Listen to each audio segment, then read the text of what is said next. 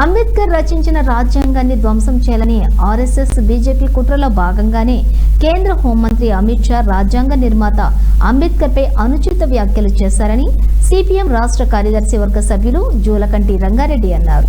సూర్యాపేట జిల్లా కేంద్రంలోని hitech bus stand పక్కన గల శ్రీలక్ష్మి ఫంక్షన్ హాల్లో సిపిఎం జిల్లా కార్యదర్శి వర్గ సభ్యులు కొలిశెట్టి యాదగిరిరావు అధ్యక్షతన జిల్లా విస్తృత స్థాయి సమావేశం జరిగింది.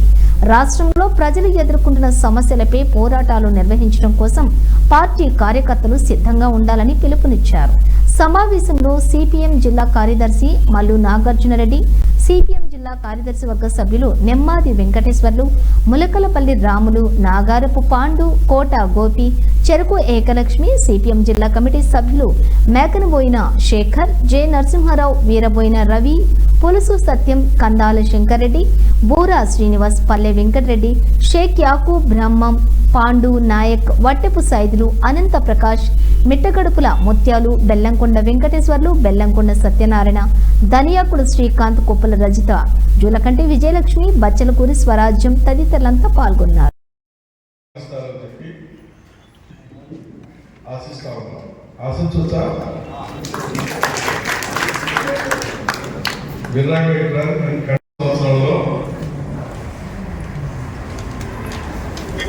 మన సూర్యాపేట జిల్లాలో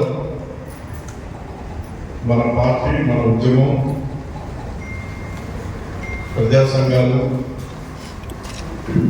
వచ్చేటువంటి స్థానిక ఎన్నికల్లో మంచి ఫలితాలు, మంచి విజయం, మంచి అభివృద్ధి సాధించడానికి మన పార్టీ మొత్తం నాయకత్వం అంతా కూడా పొందుకొని అన్ని కార్యక్రమాల్లో ముందుండే విధంగా జయప్రదంగా సాగిస్తారని చెప్పి ఆశిస్తా ఉన్నాం. ఆశించవచ్చా?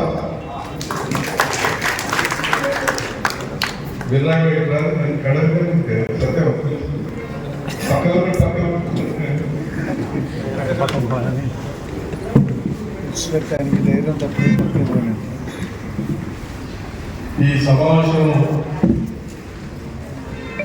నుండి మనం తీసుకోవాల్సినటువంటి కర్తవ్యాలు, కార్యక్రమాలు స్పిరిట్గా ఛాలెంజ్గా తీసుకొని ఈ సమావేశం చెల్లిన తర్వాత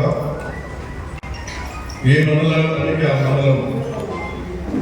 మండల కమిటీ సమావేశం జరుపుకొని తర్వాత శాఖా సమావేశం జరిపి మన కర్తవ్యాలని ముందుకు తీసుకెళ్ళడానికి శాయశక్తిగా మన నాయకత్వం కూడా కృషి చేయాలి.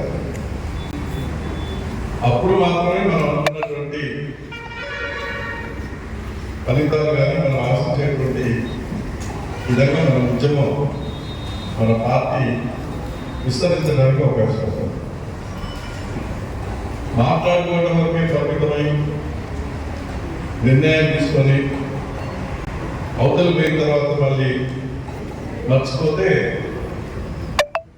మనం ముందుకు పోకపోగా ఇంకింత ఎక్కబడిపోతాం తప్ప మనం ఏం సాధించేటువంటిది ఏమీ లేదనేది మనకు అనుభవంలో, చరిత్రలో మనం చూస్తున్నాం, మనం తెలుసుకుంటున్నాం. మొన్న జరిగినటువంటి జిల్లా మహాసభలో మన జిల్లా పార్టీ ఉద్యమం అంచనా ఇష్టం మాట్లాడుతున్నాం.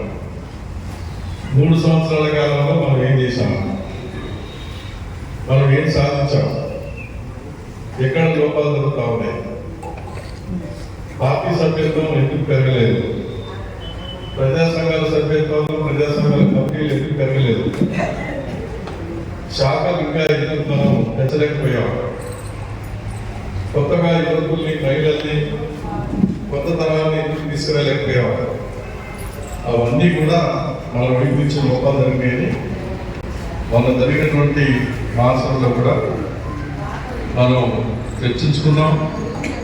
ఆ లోపాలన్నింటినీ అధిగమించి రాబోయే కాలంలో మనం అందరం కూడా పట్టుదలతో తెగించి మనం పనిచేస్తూ ఆ లోపాలను అధిగమించి ముందుకు పోవాలని చెప్పేసి కూడా అనుకోవడం అనేది జరిగింది.